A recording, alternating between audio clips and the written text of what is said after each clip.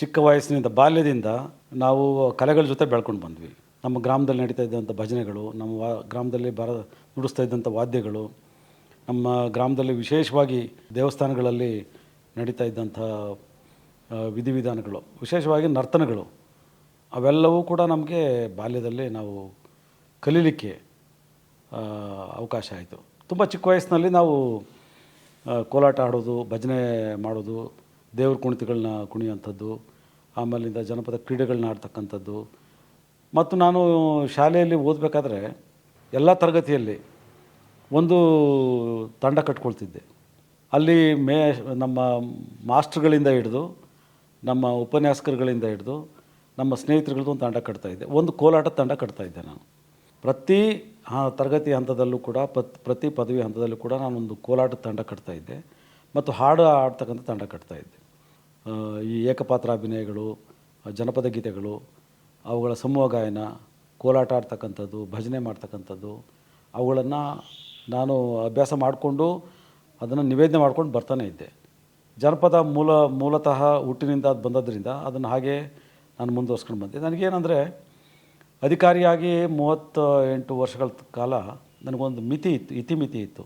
ಅದರಲ್ಲೂ ಕೂಡ ನಾನು ಅವಕಾಶ ಸಿಕ್ಕಾಗೆಲ್ಲ ಜನಪದ ವಾದ್ಯಗಳನ್ನ, ತಮಟೆ ನುಡಿಸೋದು, ನಗಾರಿ ನುಡಿಸೋದು, ಅರೆವಾದ್ಯ ನುಡಿಸೋದು, ಡೊಳ್ಳು ನುಡಿಸೋದು, ಇವೆಲ್ಲವನ್ನು ಕೂಡ ನಾನು ಅಧಿಕಾರಿ ಆಗಿದ್ದಾಗಲೂ ಕೂಡ ನಾನು ಮಾಡ್ತಾಯಿದ್ದೆ. ರಾಷ್ಟ್ರೀಯ ಹಬ್ಬಗಳು, ಜಯಂತಿಗಳು, ಮುಖ್ಯವಾಗಿ ಜನಪದ ಗೀತೆಗಳನ್ನ ಹಾಡ್ತಕ್ಕಂಥದ್ದು, ಭಾವಗೀತೆಗಳನ್ನ ಹಾಡ್ತಕ್ಕಂಥದ್ದು, ಆಗೊಮ್ಮೆ ಈಗೊಮ್ಮೆ ಚಿತ್ರಗೀತೆಗಳನ್ನ ಹಾಡ್ತಕ್ಕಂಥದ್ದು, ಭಕ್ತಿಗೀತೆಗಳನ್ನ ಹಾಡ್ತಕ್ಕಂಥದ್ದು, ಅವೆಲ್ಲವೂ ಕೂಡ ಹಾಗೆ ನಾನು ಇಟ್ಕೊಂಡಿದ್ದೆ. ನಾನು ಕನ್ನಡ ಮತ್ತು ಸಂಸ್ಕೃತಿ ಇಲಾಖೆಯಲ್ಲಿ ಇದ್ದಂಥ ಸಂದರ್ಭದಲ್ಲಿ ಪಂಡಿತ್ ವೆಂಕಟೇಶ್ ಕುಮಾರ್ ಅವ್ರದ್ದು ಒಂದು ಕಾರ್ಯಕ್ರಮ ಮೈಸೂರು ಅರಮನೆಯಲ್ಲಿ ನಾನು ನಿಯೋಜನೆ ಮಾಡಿದ್ದೆ ದಸರಾ ಸಂದರ್ಭದಲ್ಲಿ. ಅವರ ಸಂಗೀತವನ್ನು ಕೇಳಿದ ಮೇಲೆ ನನಗೆ ಹಿಂದೂಸ್ತಾನಿ ಶಾಸ್ತ್ರೀಯ ಸಂಗೀತದ ಮೋಹ ಜಾಸ್ತಿ ಆಯಿತು.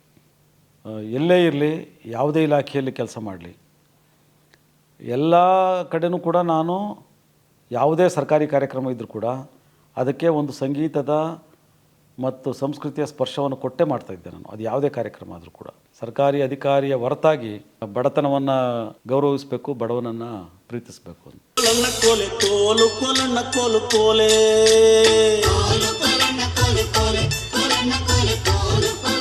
ಸರ್ಕಾರಿ ವೃತ್ತಿಯಲ್ಲಿ ತಾವು ಸಾಂಸ್ಕೃತಿಕವಾಗಿ ಅಥವಾ ಈ ಕಲಾಕ್ಷೇತ್ರದಲ್ಲಿ ತೊಡಗಿಸ್ಕೋಬೇಕು ಅಂತ ಅಭಿರುಚಿ ಆಲೋಚನೆ ಯಾವಾಗ ಬಂತು? ಅದು ನಾನು ತೊಡಗಿಸ್ಕೋಬೇಕು ಅಂಥೇಳಿ ತೊಡಗಿಸ್ಕೊಂಡದ್ದಲ್ಲ, ಅದು ಹುಟ್ಟಿನ ಮೂಲಕ ಬಂದದ್ದು. ನಾವು ನಮ್ಮ ತಂದೆ ತಾಯಿ ಕಲಾವಿದರು, ನಮ್ಮ ಇಡೀ ಗ್ರಾಮದಲ್ಲಿ ಜನಪದ ಕಲೆಗಳು ನಡೀತಾ ಇರ್ತಕ್ಕಂಥದ್ದು.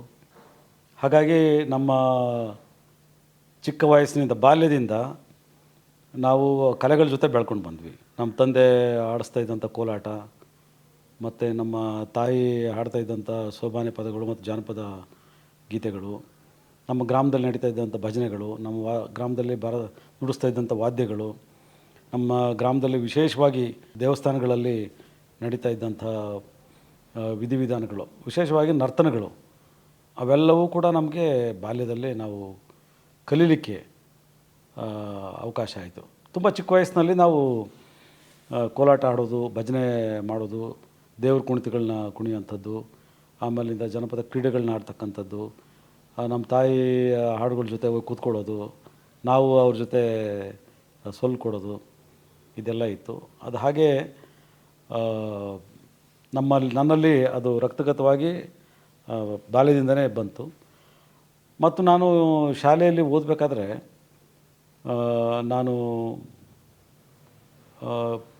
ಎಲ್ಲ ತರಗತಿಯಲ್ಲಿ ಒಂದು ತಂಡ ಕಟ್ಕೊಳ್ತಿದ್ದೆ. ಅಲ್ಲಿ ನಮ್ಮ ಮಾಸ್ಟ್ರುಗಳಿಂದ ಹಿಡಿದು, ನಮ್ಮ ಉಪನ್ಯಾಸಕರುಗಳಿಂದ ಹಿಡಿದು, ನಮ್ಮ ಸ್ನೇಹಿತರುಗಳದ್ದು ಒಂದು ತಂಡ ಕಟ್ತಾಯಿದ್ದೆ. ಒಂದು ಕೋಲಾಟದ ತಂಡ ಕಟ್ತಾಯಿದ್ದೆ ನಾನು. ಎಲ್ಲಿಂದ ನನ್ನ ಪ್ರಾಥಮಿಕ ಶಾಲೆಯಿಂದ ಮಾನಸ ಗಂಗೋತ್ರಿಯ ಸ್ನಾತಕೋತ್ತರ ಪದವಿವರೆಗೆ ಪ್ರತಿ ತರಗತಿ ಹಂತದಲ್ಲೂ ಕೂಡ ಪ್ರತಿ ಪದವಿ ಹಂತದಲ್ಲೂ ಕೂಡ ನಾನೊಂದು ಕೋಲಾಟದ ತಂಡ ಕಟ್ತಾಯಿದ್ದೆ ಮತ್ತು ಹಾಡು ಆಡ್ತಕ್ಕಂಥ ತಂಡ ಕಟ್ತಾಯಿದ್ದೆ. ಅದ್ರ ಮೂಲಕ ನಾನು ಈ ಏಕಪಾತ್ರ ಅಭಿನಯಗಳು, ಜನಪದ ಗೀತೆಗಳು, ಅವುಗಳ ಸಮೂಹ ಗಾಯನ, ಕೋಲಾಟ ಆಡ್ತಕ್ಕಂಥದ್ದು, ಭಜನೆ ಮಾಡ್ತಕ್ಕಂಥದ್ದು, ಅವುಗಳನ್ನು ನಾನು ಅಭ್ಯಾಸ ಮಾಡಿಕೊಂಡು ಅದನ್ನು ನಿವೇದನೆ ಮಾಡ್ಕೊಂಡು ಬರ್ತಾನೆ ಇದ್ದೆ.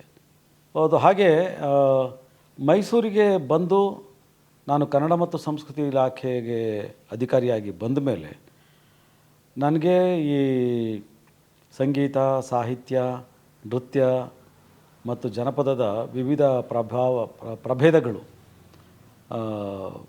ತೆರ್ಕೊಳ್ತು. ಅಂದರೆ ನನಗೆ ಅರ್ಥ ಮಾಡ್ಕೊಳ್ಳಿಕ್ಕೆ, ಕಲೀಲಿಕ್ಕೆ, ನೋಡಲಿಕ್ಕೆ ಗೊತ್ತಾಯಿತು.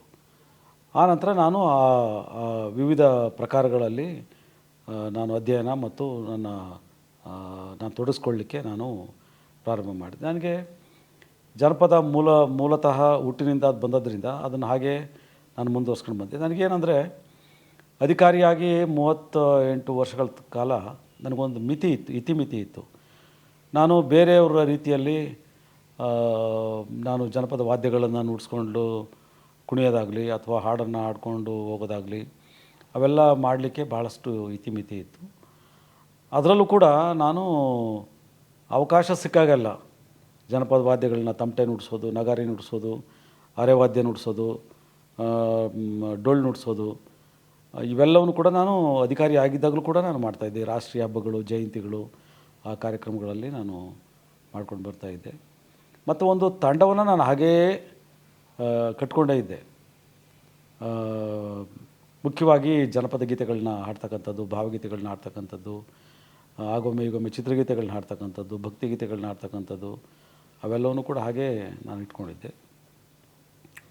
ನಾನು ಬಾಗಲಕೋಟೆಗೆ ಅಧಿಕಾರಿಯಾಗಿ ಹೋದ್ಮೇಲೆ ನನಗೆ ಹಿಂದೂಸ್ತಾನಿ ಶಾಸ್ತ್ರೀಯ ಸಂಗೀತ ಅಧ್ಯಯನ ಮಾಡಬೇಕು, ಕಲಿಬೇಕು ಅಂಥೇಳಿ ಮನಸ್ಸಿಗೆ ಬಂತು. ನಾನು ಕನ್ನಡ ಮತ್ತು ಸಂಸ್ಕೃತಿ ಇಲಾಖೆಯಲ್ಲಿ ಇದ್ದಂಥ ಸಂದರ್ಭದಲ್ಲಿ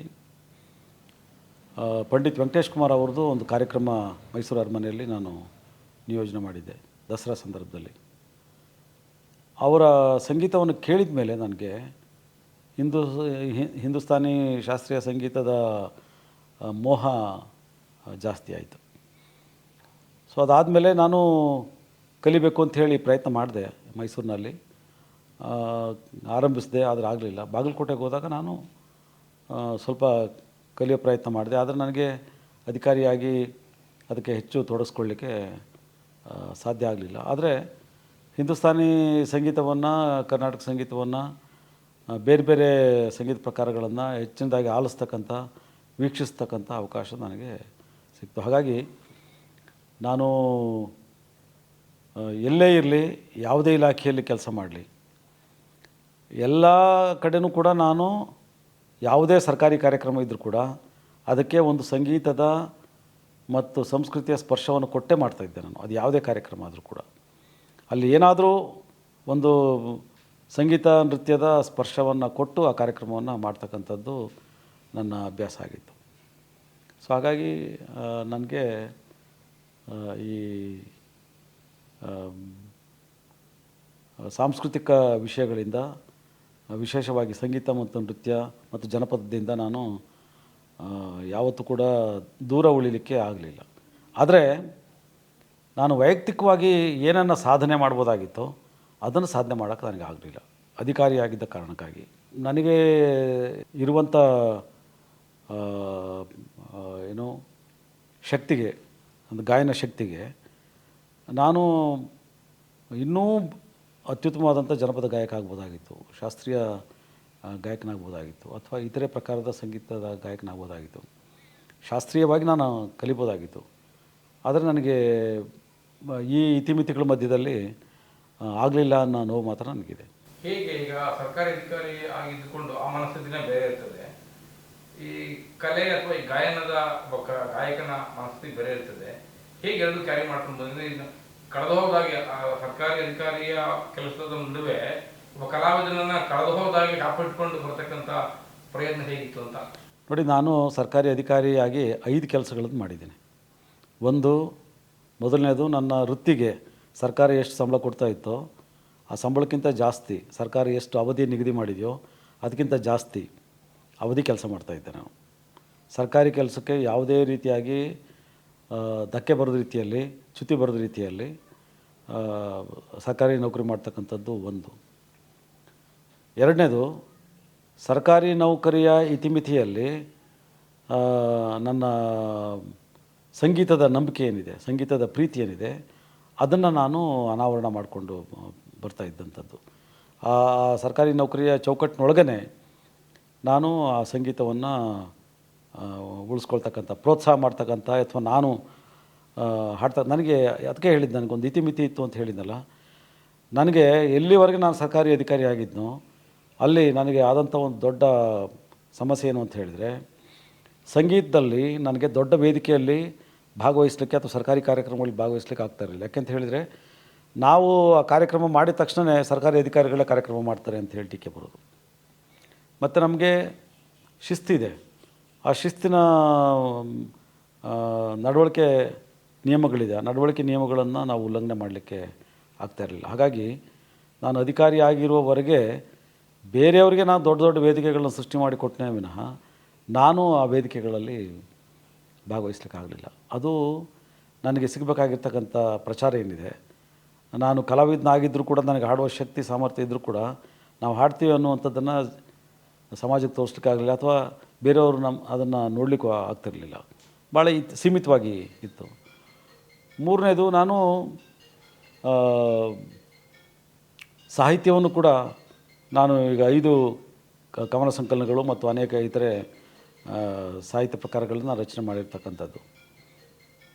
ಆರಂಭಿಕ ವರ್ಷಗಳಲ್ಲಿ, ನನ್ನ ಯೌವನದ ದಿನಗಳಲ್ಲಿ ನಾನು ಭಾಳ ವೇಗವಾಗಿ ಈ ಕೃತಿಗಳನ್ನ ಹೊರಗಡೆ ತರ್ತಾಯಿದ್ದೆ.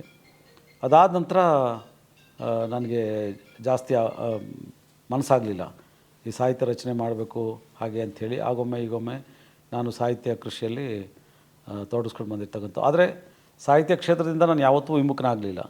ಕವಿಗೋಷ್ಠಿಯಲ್ಲಿ ಭಾಗವಹಿಸೋದಿರಲಿ, ಸಾಹಿತ್ಯ ಸಮ್ಮೇಳನಗಳಲ್ಲಿ ಭಾಗವಹಿಸೋದಿರಲಿ, ಅದರಲ್ಲಿ ನಾನು ಯಾವತ್ತೂ ಕೂಡ ವಿಮುಖನಾಗಿ ಉಳ್ಕೊಳ್ಳಿಲ್ಲ. 4ನೇದು, ನನ್ನ ಆತ್ಮಕ್ಕೆ ಹತ್ತಿರವಾಗಿರ್ತಕ್ಕಂಥ ಜಾನಪದದ ಸಂರಕ್ಷಣೆ ಮತ್ತು ಪ್ರಸಾರ ಮಾಡ್ತಕ್ಕಂಥದ್ದು. ಸೊ ಅದನ್ನು ನಾನು ಎಲ್ಲೂ ಕೂಡ ಕೈ ಬಿಟ್ಟಿಲ್ಲ. ಅದನ್ನು ನಾನು ಅಧಿಕಾರಿಯಾಗಿಯೂ ಕೂಡ ಆ ಜನಪದಕ್ಕೆ ನಾನು ಮಾಡುವಂಥ ಕೆಲಸದಲ್ಲಿ ಒಂದು ಸ್ಥಾನವನ್ನು ದೊರಕಿಸ್ಕೊಡ್ತಾ ಇದ್ದೆ. ಅದು ಮೈಸೂರು ದಸರಾದಿಂದ ಹಿಡಿದು ಪಟ್ಟದಕಲ್ಲು ಉತ್ಸವ, ಚಾಲುಕ್ಯ ಉತ್ಸವ ಇರ್ಬೋದು, ಅಥವಾ ಚಾಮರಾಜನಗರದ ಜಲಪಾತ ಉತ್ಸವದಿಂದ ಹಿಡಿದು ಹೊಯ್ಸಳ ಉತ್ಸವ ಇರ್ಬೋದು, ದಾವಣಗೆರೆ ಹಬ್ಬ ಇರ್ಬೋದು, ಎಲ್ಲದರಲ್ಲೂ ಕೂಡ ಜನಪದಕ್ಕೆ ಒಂದು ಒಳ್ಳೆಯ ಸ್ಥಾನ, ಜನಪದ ಕಲಾವಿದರಿಗೆ ಒಳ್ಳೆಯ ಸ್ಥಾನ ದೊರಕಿಸ್ಕೊಡ್ಬೇಕು ಅಂಥೇಳಿ. 5ನೇದು, ನನಗೆ ಬಹಳ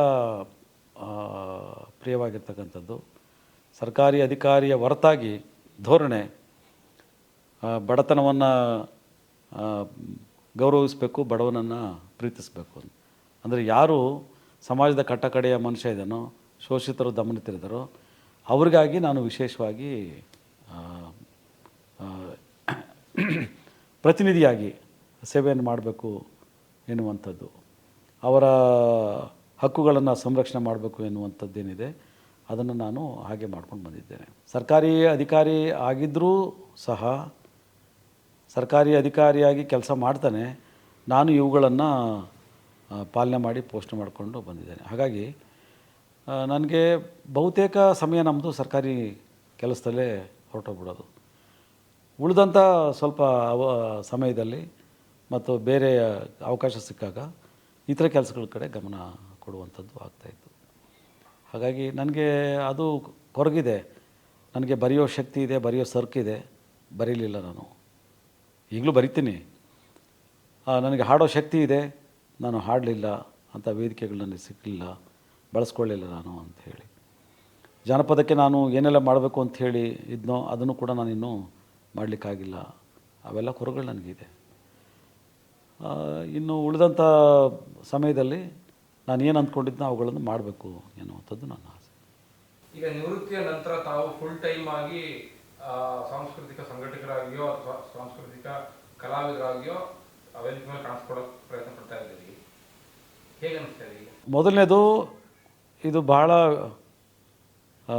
ಏನೋ ವಿಳಂಬ ಆಯಿತು ಅಂತ, ಲೇಟ್ ಆಯಿತು ಅಂತ. ತುಂಬ ಲೇಟಾಗಿ ನಾವು ಎಂಟ್ರಿ ಕೊಟ್ಟಿದ್ದೀವಿ. ಎಲ್ಲಿ ನಿವೃತ್ತಿಗೆ 60 ವರ್ಷ ಆಗಬೇಕಲ್ಲ, ಮಧ್ಯಾಹ್ನ. ನಮ್ಮದು ಒಂಥರ ಹೊರನಟ ಡಾಕ್ಟರ್ ರಾಜ್ಕುಮಾರ್ ಅವ್ರ ಎಂಟ್ರಿ ಇದ್ದಂಗೆ.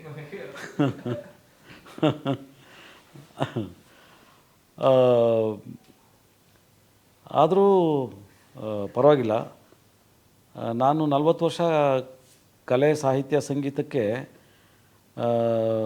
ಏನನ್ನು ಖರ್ಚು ಮಾಡಬಾರ್ದಾಗಿತ್ತು ಅಷ್ಟೊಂದು ಖರ್ಚು ಮಾಡಿದ್ದೀನಿ ನಾನು. ಹೇಗೆ ಬೆಳೆಸಿ ಹೇಳಿ. ನಾನು ಎಲ್ಲಿ ಕಾರ್ಯಕ್ರಮ ಮಾಡಬೇಕೋ, ಯಾವ ಕಲಾವಿದರಿಗೆ ಪ್ರೋತ್ಸಾಹ ಮಾಡಬೇಕೋ, ಯಾವ ಸಾಹಿತ್ಯಕ್ಕೆ ಪ್ರೋತ್ಸಾಹ ಮಾಡಬೇಕೋ ಅಷ್ಟಕ್ಕೆ ನಾನು ಸ್ವಂತ ಹಣ ಖರ್ಚು ಮಾಡೇ ಮಾಡಿದ್ದೀನಿ ನಾನು. ಉದಾಹರಣೆಗೆ ಒಂದಲ್ಲ ಎರಡಲ್ಲ, ಉದಾಹರಣೆ 4 ಹೇಳಿ. 40 ವರ್ಷಗಳಲ್ಲಿ ಉದಾಹರಣೆಗೆ ಹೇಳ್ತೀನಿ. ಈಗ ದೆಹಲಿಯಲ್ಲಿ ಕನ್ನಡ ಸಂಘದ್ದು ಅಮೃತ ಮಹೋತ್ಸವ ಕಾರ್ಯಕ್ರಮ ಇತ್ತು. ಅಲ್ಲಿಗೆ ನಾವು ಖರ್ಚು ಮಾಡಿದಂಥ ಹಣ 5.5 ಲಕ್ಷ. ವೈಯಕ್ತಿಕ 5.5 ಲಕ್ಷ ಹಣ ಖರ್ಚಾಯಿತು. ಎಲ್ಲ ಕಲಾವಿದರು ಹೋಗಿದ್ವಿ ನಾವು. ಅವ್ರು ಕೊಟ್ಟದ್ದು ನನಗೆ 2,10,000 6 ತಿಂಗಳಾದಮೇಲೆ. ಅವರು ಅದೇ ದೆಹಲಿ ಕನ್ನಡ ಸಂಘದ ಕಾರ್ಯಕ್ರಮಕ್ಕೆ ನಾನು ನಮ್ಮೆಲ್ಲ ಕಲಾವಿದರ ಕಲಾ ತಂಡ ಹೋಗಿ 3 ಕಾರ್ಯಕ್ರಮ ಮಾಡಿಕೊಟ್ಟಿದ್ದೀವಿ. ಉದಾಹರಣೆ ಹೇಳೋದು. ಇಂಥವು ಈಗ ನಾನು ಅಧಿಕಾರಿಯಾಗಿ ಏನೇನು ಸಾಂಸ್ಕೃತಿಕ ಮತ್ತು ಸಾಹಿತ್ಯ ಕಾರ್ಯಕ್ರಮಗಳು ಮಾಡಿದ್ದೀನಿ ಅದನ್ನು ಹೇಳ್ತಾ ಹೋದಾಗ ಗೊತ್ತಾಗುತ್ತೆ. ಸೊ ಹಾಗಾಗಿ ನಾವು ತುಂಬ ಹಣವನ್ನು ಖರ್ಚು ಮಾಡಿಕೊಂಡು ಸರ್ಕಾರಿ ಕೆಲಸವನ್ನು ಮಾಡಬೇಕಾದಂಥ, ಸಂಸ್ಕೃತಿಯನ್ನು ಪ್ರೋತ್ಸಾಹ ಮಾಡ್ತಕ್ಕಂಥ, ಬೆಂಬಲಿಸ್ತಕ್ಕಂಥ ಕೆಲಸ ಮಾಡಿದ್ವಿ. ಕಲಾವಿದರಿಗೆ ಸಹಾಯ ಮಾಡೋದಿರಲಿ. ಆಮೇಲೆ ನಂದು ತಂಡ ಇದೆ, ಇನಿದನಿ ಮಣ್ಣ ಮಕ್ಕಳ ಹೊನ್ನ ಪದಗಳ ಬಳಗ ಅಂತ. ಇನಿದನಿ ಮಣ್ಣ ಮಕ್ಕಳ ಹೊನ್ನ ಪದಗಳ ಬಳಗ 1993ನೇ ಇಸ್ವಿಯಿಂದ ಈ ಕಲಾ ತಂಡ ನಡ್ಸ್ಕೊಂಡು ಬಂದಿದ್ದೀನಿ. ಸೊ ಆ ಕಲಾ ತಂಡನ ಕಟ್ಕೊಂಡು ಬೆಳೆಸ್ಕೊಂಡು ಹೋಗ್ಬೇಕು ಅಂತ ಹೇಳಿದರೆ ತುಂಬ ಹಣ ಖರ್ಚಾಗುತ್ತೆ.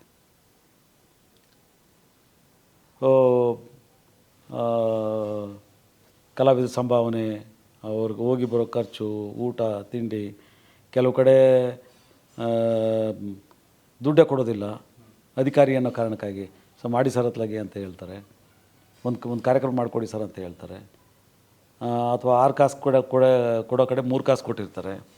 ಅದನ್ನು ನಾವು ಕಲಾವಿದರಿಗೆ ಕೊಡಬೇಕಾಗಿದ್ದನ್ನು ಕೊಡಬೇಕಲ್ವ, ಖರ್ಚಂತೂ ಆಗುತ್ತಲ್ವ. ಸೊ ಹೀಗೆ ಇಂಥವು ನೂರಾರು ಉದಾಹರಣೆಗಳಿದೆ. ಹಾಗಾಗಿ ತುಂಬ ಹಣ ನನ್ನ ಕೈಯಿಂದ ಖರ್ಚು ಮಾಡ್ಕೊಂಡಿದ್ದೇನೆ. ಸರ್ಕಾರಿ ಅಧಿಕಾರಿಗಳಾಗಿದ್ದಾಗ, ಅಂದರೆ ಸಂಸ್ಕೃತಿ ಇಲಾಖೆ ಅಧಿಕಾರಿಗಳಾಗಿದ್ದಾಗ ನಿಮ್ಮ ಕೈ ಮೇಲೆ ನಡೆದಂತಹ ಸಾಂಸ್ಕೃತಿಕ ಕಾರ್ಯಕ್ರಮಗಳ ಬಗ್ಗೆ ಒಂದಷ್ಟು ಪರಿಚಯ ಮಾಡ್ತೀವಿ. ನೋಡಿ, ನಾನು ಮೈಸೂರು ಜಿಲ್ಲೆ ಮೈಸೂರು ವಿಭಾಗದ ಉಪನಿರ್ದೇಶಕನಾಗಿದ್ದೆ 93ರಿಂದ 96 ಆ ಅವಧಿಯಲ್ಲಿ. ಅಲ್ಲಿವರೆಗೆ ಕನ್ನಡ ಸಂಸ್ಕೃತಿ ಇಲಾಖೆಗೆ ದಸರಾದಲ್ಲಿ ಅಂಥ ಸ್ಥಾನಮಾನ ಇರಲಿಲ್ಲ. ನಾವು ಬಂದಮೇಲೆ ಸಾಂಸ್ಕೃತಿಕ ಕಾರ್ಯಕ್ರಮಗಳು, ಜಂಬೂ ಸವಾರಿ, ಕವಿಗೋಷ್ಠಿ ಇವೆಲ್ಲವನ್ನೂ ಕೂಡ ನಾವು ನಿರ್ವಹಣೆ ಮಾಡ್ತಕ್ಕಂಥದ್ದು ಬಂತು. ಹಾಂ, ಈಗ ಮೊದಲನೇದು, ಇವತ್ತು ಕಲಾಮಂದಿರ ಏನು ನೋಡ್ತಾ ಇದ್ದೀರಿ, ಮೈಸೂರಿನ ಕಲಾಮಂದಿರ, ಅದು 86 ಆದಮೇಲೆ 1986 ಆದಮೇಲೆ 93ವರೆಗೆ ಅಲ್ಲಿ ಯಾವ ಚಟುವಟಿಕೆಗಳು ನಡೀತಾ ಇರಲಿಲ್ಲ ಸರಿಯಾಗಿ. ಒಂಥರ ಬರಡು ಭೂಮಿ ಥರ ಇತ್ತು. ಅಲ್ಲಿ ಯಾವುದೇ ಅಂದ ಚಂದ ಶೃಂಗಾರ ಇರಲಿಲ್ಲ, ಭವನ ಇತ್ತು. ಅದನ್ನು ನಾನು ಪುನರುಜ್ಜೀವನಗೊಳಿಸಲಿಕ್ಕೆ, ಜೀರ್ಣೋದ್ಧಾರ ಮಾಡಲಿಕ್ಕೆ ಅನೇಕ ಕಾರ್ಯಕ್ರಮಗಳು ಮಾಡಿದೆ. ಮುಂಗಾರು ಉತ್ಸವ ಅಂತ ಮಾಡಿದೆ, ಪರಂಪರಾ ಉತ್ಸವ ಅಂತ ಮಾಡಿದೆ. ಆಮೇಲೆ ಮುಂದೆಲ್ಲ ನೀರಿನ ಕಾರಂಜಿ, ಆಮೇಲೆ ಇವು ಕಲಾಕೃತಿಗಳನ್ನ ನಿಲ್ಲಿಸಿದ್ವಿ. ಆಮೇಲಿಂದ ಒಂದು ಉದ್ಯಾನವನ ಮಾಡಿದ್ವಿ. ಆಮೇಲೆ ಅಪಾರ ಚಟುವಟಿಕೆಗಳನ್ನು ಮಾಡಿ ಸರ್ಕಾರದ ಎಲ್ಲ ಕಾರ್ಯಕ್ರಮಗಳು ಅಲ್ಲೇ ನಡೆಯುವಂತೆ ನೋಡ್ಕೊಂಡ್ವಿ. ಹಾಗಾಗಿ ಕಲಾಮಂದಿರಕ್ಕೆ ಒಂದು ಜೀವ ಕಳೆ ಬಂತಲ್ಲಿ. ಬಹಳ ಚೆನ್ನಾಗಿ ಬರಿತಾಯಿದ್ರು ಪೇಪರ್ನಲ್ಲಿ. ಮೈಸೂರು ಮಿತ್ರದಲ್ಲಿ ಮತ್ತು ಪ್ರಜಾವಾಣಿಯಲ್ಲಿ ನನಗಿನ್ನೂ ನೆನಪಿದೆ, ಅವರು ಅಲ್ಲಿ ಬರ್ತಕ್ಕಂಥ ಹೂವಿನ ಸುಗಂಧಗಳ ಬಗ್ಗೆ ವರ್ಣನೆ ಮಾಡ್ತಾಯಿದ್ರು. ಅಷ್ಟೆಲ್ಲ ಸುಗಂಧ ಭರಿತ ಹೂಗಳನ್ನು, ಬಳ್ಳಿಗಳನ್ನು ಅಲ್ಲಿ ಹಾಕಿದ್ದೆ ನಾನು. ಹಾಗಾಗಿ ಮತ್ತು ಮೈಸೂರು ದಸರಾದಲ್ಲಿ ನೋಡಿ, ಅರಮನೆ ಸಂಗೀತ ದರ್ಬಾರ್ ಹಾಲ್ನಲ್ಲಿ ನಡೀತಾ ಇತ್ತು, ಮತ್ತು ಪ್ರಾಚ್ಯವಸ್ತು ಇಲಾಖೆಯವರು ನಡೆಸ್ತಾಯಿದ್ರು. ಅದನ್ನು ನಾವು ತೊಗೊಂಡ್ಮೇಲೆ ಆನೆಬಾಗಿಲಿಗೆ ವರ್ಗಾವಣೆ ಮಾಡಿದ್ವಿ. ಅಂದರೆ ಜನರು ಜಾಸ್ತಿ ವೀಕ್ಷಣೆ ಮಾಡಬೇಕು ಅಂಥೇಳಿ. ಆಗ ಕನ್ನಡ ಮತ್ತು ಸಂಸ್ಕೃತಿ ಇಲಾಖೆ ಸಚಿವರಾಗಿದ್ದಂಥವರು ಸನ್ಮಾನ್ಯ ಶ್ರೀ ಅಡಗೂರು ಎಚ್ ವಿಶ್ವನಾಥ್ ಅವರು. ಅವ್ರದ್ದು ಜನಪರವಾಗಿರ್ತಕ್ಕಂಥ ಮನಸ್ಸಾಗಿರೋದ್ರಿಂದ ಹೆಚ್ಚು ಜನರು ವೀಕ್ಷಣೆ ಮಾಡಬೇಕು ಅಂಥೇಳಿ ಅಲ್ಲಿ. ಆಮೇಲೆ ಇನ್ನೊಂದು ಕೆಲಸ ನಾವು ಮಾಡಿದ್ದೇನು ಅಂತ ಹೇಳಿದರೆ, ಮೈಸೂರು ಅರಮನೆಯಲ್ಲಿ ಬರೀ ಸಂಗೀತೋತ್ಸವ ಮಾತ್ರ ನಡೀತಾ ಇತ್ತು. ಅದಕ್ಕೆ ಭಾಳ ಬೆಲೆ ಇತ್ತು ಬಿಡಿ. ಮೈಸೂರು ಅರಮನೆಯಲ್ಲಿ ಒಬ್ಬ ಕಲಾವಿದ ದಸರಾದಲ್ಲಿ ಹಾಡ್ತಾನೆ ಅಂತ ಹೇಳಿದರೆ ಅವನು ದೇಶದ ಅತ್ಯಂತ ದೊಡ್ಡ ಕಲಾವಿದ ಅಂತ. ಅಂಥವ್ರಿಗೆ ಮಾತ್ರ ಮೈಸೂರು ಮಹಾರಾಜರ ಕಾಲದಲ್ಲಿ ಅವಕಾಶ ಸಿಗ್ತಾಯಿತ್ತು. ಸರ್ಕಾರದ ದಸರಾ ಆದಮೇಲೂ ಕೂಡ ಹಾಗೆ ನಡ್ಕೊಂಡು ಬಂದಿತ್ತು. ನಾವು ಕೂಡ ಅದನ್ನು ಗಮನದಲ್ಲಿಟ್ಕೊಂಡೇ ನಡೆಸ್ತಾ ಇದ್ವಿ. ನಾನಿರೋವರೆಗೆ ಅದೆಲ್ಲದನ್ನು ಕೂಡ ಗಮನದಲ್ಲಿಟ್ಕೊಂಡೇ ನಡೆಸ್ತಾ ಇದ್ವಿ. ಆದರೆ ಒಂದು ಬದಲಾವಣೆಯನ್ನು ಮಾಡಿದ್ವಿ ನಾವು. ಏನು ಅಂತ ಹೇಳಿದರೆ 93ರಿಂದ ಒಂದು ದಿನ ಈ ಸುಗಮ ಸಂಗೀತ ಮತ್ತು ಜನಪದ ಸಂಗೀತವನ್ನು ಸೇರ್ಪಡೆ ಮಾಡಬೇಕು ಅಂಥೇಳಿ ಆಗ ಅಶ್ವಥ್ ಅವರು, ಸುಬ್ಬಣ್ಣ ಅವರು, ಆಮೇಲೆ ಮುದ್ದುಕೃಷ್ಣ ಇವರೆಲ್ಲರೂ ಕೂಡ ಮನವಿ ಮಾಡಿದರು. ನಾನು ಆಲೋಚನೆ ಮಾಡಿ ಒಂದು ಇವತ್ತು ಸುಗಮ ಸಂಗೀತ, ಜನಪದ ಸಂಗೀತ ಭಾಳ ದೊಡ್ಡ ಪ್ರಕಾರಗಳು, ಅವಕ್ಕೂ ಕೂಡ ಸ್ಥಾನಮಾನ ಇರಬೇಕು ಅಂಥೇಳಿ ಒಂದು ದಿನಕ್ಕೆ ಈ ಕಾರ್ಯಕ್ರಮವನ್ನು ಅದರಲ್ಲಿ ಸೇರ್ಪಡೆ ಮಾಡಿದ್ವಿ. ಅದು ನಾವಿರೋವರೆಗೆ ಒಂದು ದಿನ ಮಾತ್ರ ಅದನ್ನು ಸೇರ್ಪಡೆ ಮಾಡಿದ್ವಿ. ಅಲ್ಲಿವರೆಗೂ ನಿಮ್ಮ ಮೊದಲಿಗೆ ನೀವು ಬರೋ ಮುಂಚೆ ಜನಪದ ಕಲೆಗಳ ಪ್ರದರ್ಶನ ನಡೀತಿರಲಿಲ್ಲ? ಜನಪದ ಸಂಗೀತ ಇರಲಿಲ್ಲ. ಜನಪದ ಸಂಗೀತ, ಸುಗಮ ಸಂಗೀತ ಇರಲಿಲ್ಲ. ಆದರೆ ದುರಂತ ಏನು ಅಂತ ಹೇಳಿದರೆ, ನಾವೆಲ್ಲ ಮೈಸೂರಿಂದ ವರ್ಗಾವಣೆ ಆಗಿ ಹೋದ್ಮೇಲೆ ಆ ಮೈಸೂರು ಅರಮನೆಯಲ್ಲಿ ನಡೀತಾ ಇರ್ತಕ್ಕಂಥ ಕಾರ್ಯಕ್ರಮಗಳು ಮೈಸೂರು ಮಹಾರಾಜರು ಮತ್ತು ಹಿಂದಿನ ನಾವು ಇರೋವರೆಗೆ ಸರ್ಕಾರದಲ್ಲಿ ಏನು ನಡ್ಸ್ಕೊಂಡು ಬಂದಿದ್ವಲ್ಲ ಅದನ್ನೆಲ್ಲ ನಾಶ ಮಾಡಿಬಿಟ್ರು. ಈಗ ಅಲ್ಲಿ ಏನು ಕಾರ್ಯಕ್ರಮ ನಡೀತಾ ಇದೆ ಅಂಥೇಳಿ ಆ ಸಂಘಟಕರಿಗೂ ಗೊತ್ತಿದೆಯೋ ಇಲ್ಲ ಗೊತ್ತಿಲ್ಲ, ಆ ಥರದ ಕಾರ್ಯಕ್ರಮಗಳು ಅಲ್ಲಿ ನಡೀತಾ ಇದೆ. ಮಾತನಾಡಣ್ಣಯ್ಯ ಮಾತನಾಡು, ಏ ಮುದ್ದು ಏ ಗಿಳಿಯೇ ಮಾತನಾಡು.